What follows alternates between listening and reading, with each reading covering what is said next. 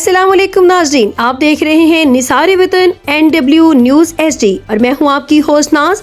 और अब चलते हैं आज की अहम खबरों की तरफ।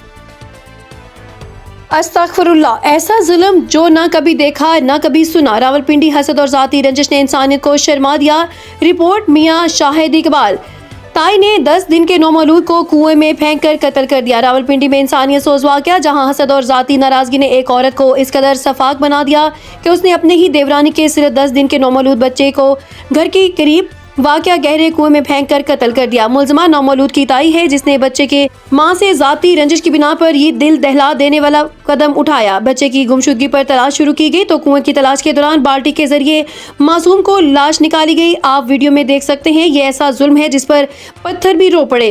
बच्चे तो मासूम होते हैं जिनसे दुश्मन भी प्यार करते हैं, मगर यहाँ अपनों ने खून के रिश्ते को पामाल कर दिया। पुलिस ने कानूनी कार्रवाई शुरू कर दी है। ये वाक़या इंसानियत पर सवालिया निशान है, जिसने पूरे इलाके को सोगवार और मुआशरे को झंझोड़ कर रख दिया है।